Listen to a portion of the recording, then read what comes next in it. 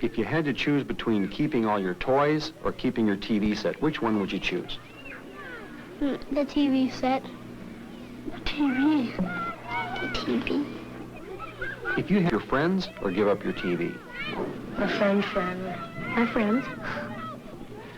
If you had to choose, would you rather give up watching TV forever or talking to your father forever? Talking to my dad.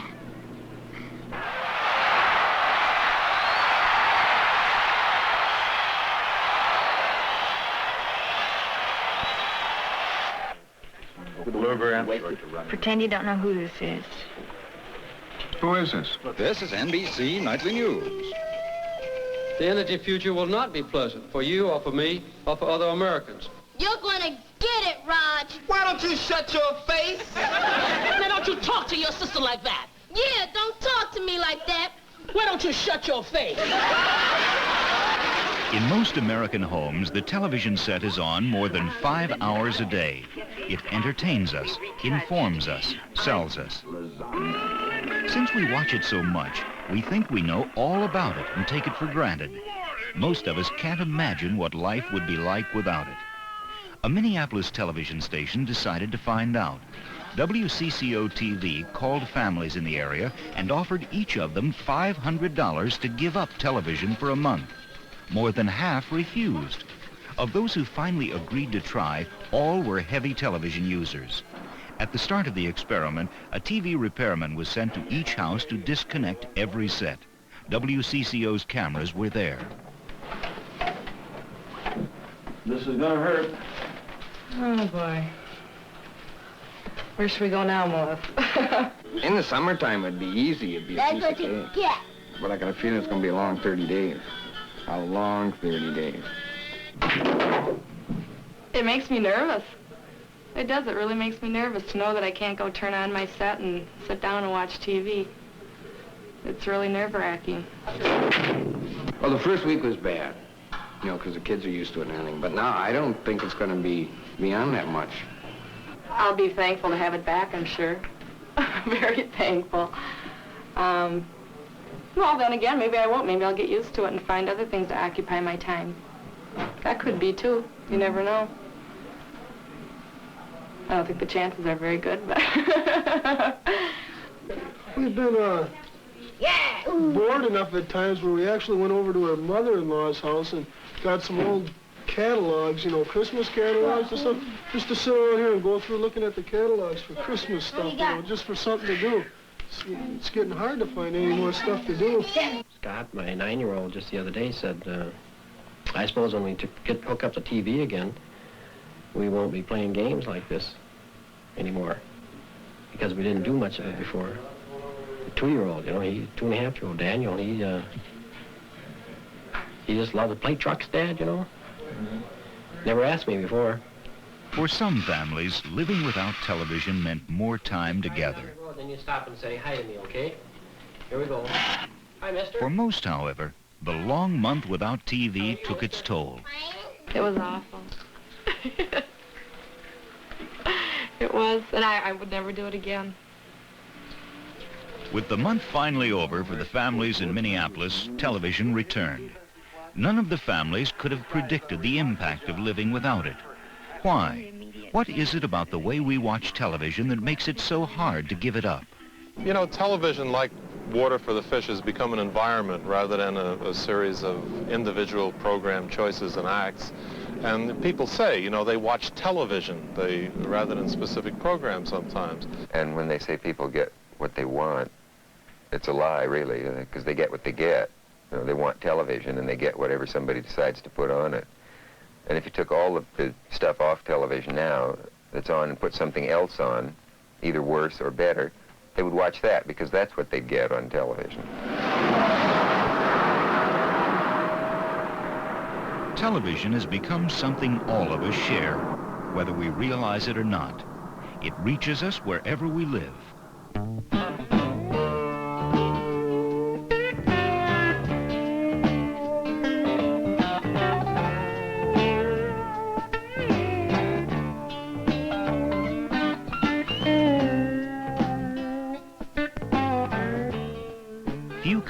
families in this country can say television doesn't affect them. Until recently, one such place was the tiny desert town of Essex, California. The high mountains of the Mojave Desert prevented a TV signal from reaching Essex, so the people there did pretty much the same things people did everywhere before television. They met at the post office, read newspapers when they could get them, visited with each other, and found their own entertainment. But that's all changed now. A cable TV company donated a special tower to relay a signal from Phoenix. The familiar TV antenna rose from every roof, and people plugged in their sets. The age of television had come to Essex. The effect was immediate. Santa Fe used to come by and drop papers off at the crossing there. It turns out they just throw a bundle of papers off for everybody that wanted them. They bring them out from San Bernardino. But after the advent of TV, they quit doing that because we got all we needed. And a lot of times they'd forget we'd get a paper a day or two late, and who needs old news? What if Russia decided to bomb us and our TVs weren't on out here? Well, this whole country could blow up before we'd know it. The kids every Saturday morning, the first thing they do is watch all them cartoons. And in fact, sometimes I sit there 15, 20 minutes watching them myself. I love to read, but when my soap operas are on, I glance through a book, but I can't actually get absorbed in it because I have an ear always to the TV. If you're lonesome, well, you can turn the TV on. It's like somebody in your house. Well, my daughter Gloria knows the commercials by heart. She can hum most of them. She sings most of them to you, or I can tell you just anything that comes on right away. She can tell you what the commercial is without even looking at it. The influence is there. There's no doubt about it. So what do? We watch TV about the time you get up, or the time you go to bed at night, to stay up with everything that's going on in the world.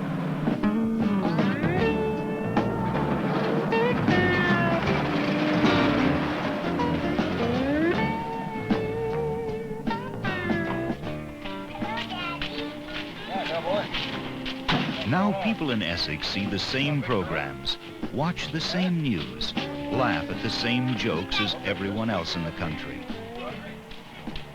An endless array of television images competes with their own small-town culture. Television shows them lives very different from their own. They sure got a lot of sex.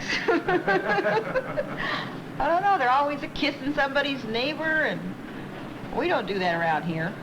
We don't even shake hands. We say hello, but no, they're different. Everything about the lives of them people are so unreal compared to what we have out here.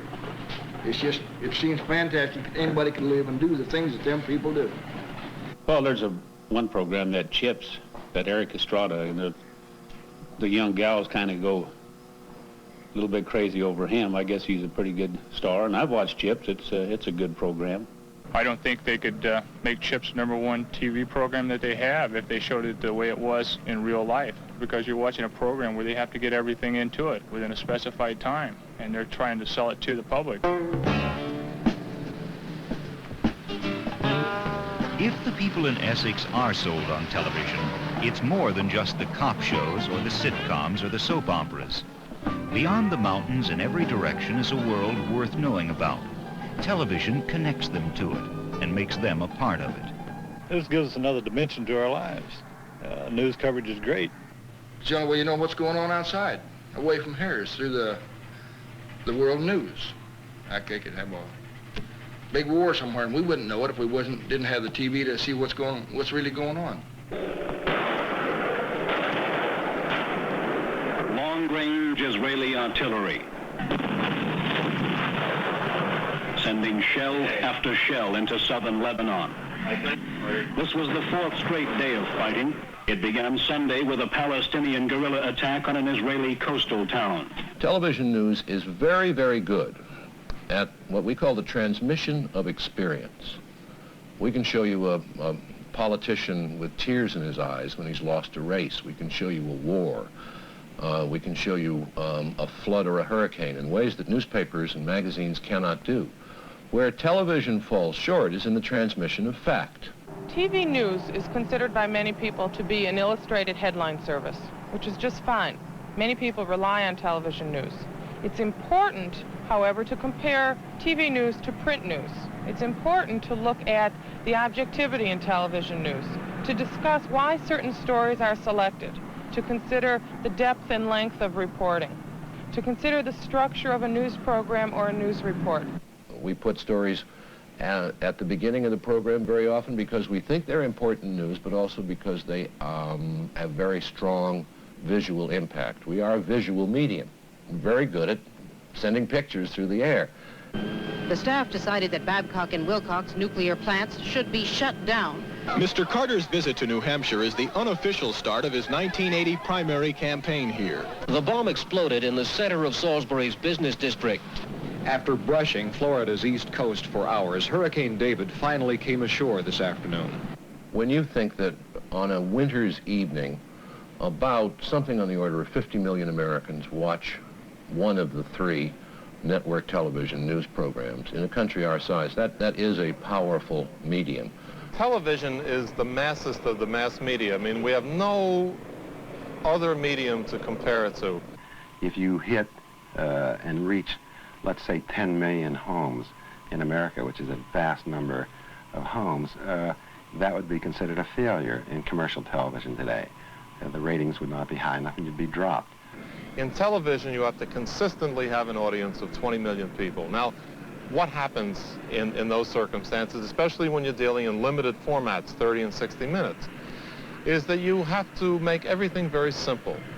The laughs have to come easily. They have to come from stereotypical situations. You deal in simplicity as opposed to complexity. So there's a constant watering down process that goes on in most of television. What happens, you are faced with, once you take commercials and opening and closing credits and so forth, maybe 22 minutes of show. It is very difficult to truly explore a problem within 22 minutes. You also don't have the time to really show character development. And within the hour format, you don't either. A adventure show or any one of the shows on the air. And therefore, you collapse or condense what would be maybe the nice moments. So the TV shows produced on Hollywood sound stages like these must keep their conflicts simple and resolve them quickly. For the people who watch those shows, the question becomes, what's entertainment and what's reality? People assume that there's a 30-minute resolution to problem solving, or an hour, that you can solve it in an hour, you can solve it in 30 minutes, and of course we know that isn't true. Yes, I'm calling from the Trib. I'd like to complain. On some shows, the characters try to deal more realistically with serious issues and how they get resolved. One of those shows is Lou Grant. All truth is limited on TV, and certainly Lou Grant's truth. But at least we try to get a little more in the tank than the average show. Come on in. I think you should hear this. Down a bit. I know. What's gotten into it? His mother's real sick. Leukemia. We've both seen her. We think she's dying, right? I have a hard time with that word. Yeah. I think she's dying. Show's a lot about feelings. Characters get hurt a lot on the show. They're very frustrated and often very unfulfilled, and when they are satisfied or happy, it doesn't last that long, which is like life. That's a wonderful thing about the Lou Grant show. It shows, I think, real people stumbling, falling, getting up again, brushing themselves up, trying. I had to fight rush hour traffic to get back here from Inglewood, and I had 15 minutes to write it. It shows, doesn't it? I will get you for this. Now let's talk about that. Why do you suppose you're so thin-skinned about criticism? The days will pass, we'll go our separate ways, you'll drop your guard, and I will get you. Why are you lowering... One of the purposes of programming on television is to provide advertisers with the largest possible audience for their commercials. For the advertiser, the making of the commercial is as important as the making of the show. This commercial is about the danger of not having insurance. Okay, now you got to hit him right on the head. Are you worried about hitting him? Don't worry. Whack him one. Okay, right when he gets hit, someone goes, hit, you let him go, brrrr, shake him, thump, thump, thump, thump, thump, thump, right out of frame. And you just keep looking at the camera like that, going down. Okay? You know, let's just practice. You got a rock up there? Action. 1, 2. In many ways, commercials are just like programs. There's a story to tell, a conflict to resolve, all in 30 or 60 seconds. Okay, let's put a little bug juice in here.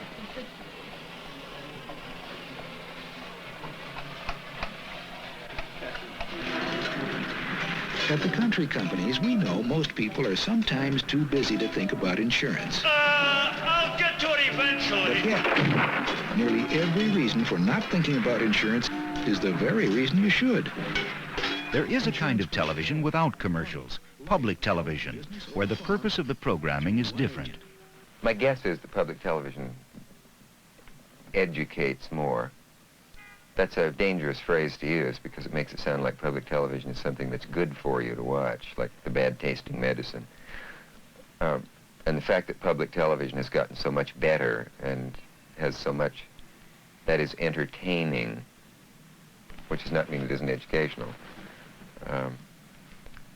I think it does a wonderful job of bringing people quality things that are also very, very enjoyable to watch.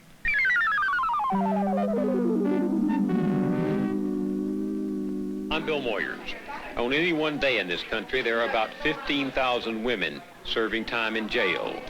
Many come from broken homes. Most started on crime when they were young, and over half are mothers. Mothers whose children are likely one day to follow them into crime and jail.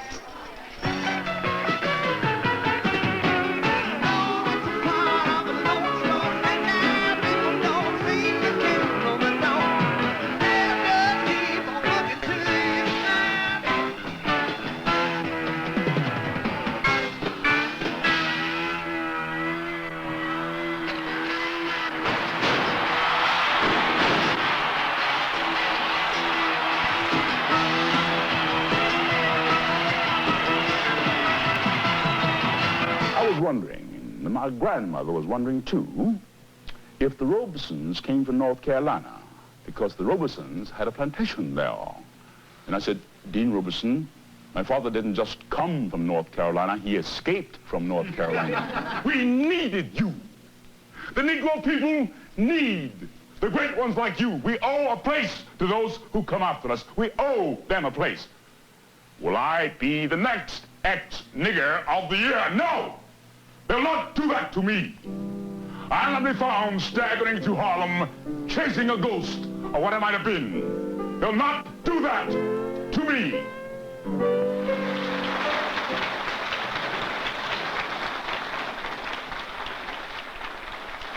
Television has become an intimate part of our lives. Its content affects us. So does the sheer weight of the hours we watch. What we watch and how we watch it influence the way we act and the way we think. If you had to choose, would you rather give up watching TV forever or talking to your father forever? It's hard. My dad.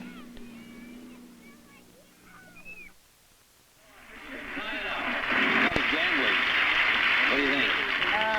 Is it Monte Carlo? Is it Monte Carlo? Don't think it's great impressive. Now cut that out. No, I just... Let's don't start everything right now. Is it snake eyes? Is it snake eyes? Are you sure you're all right? Yes, I'm Which one is we? Oh, no, sir, there's work to be done. Oh, all right. That's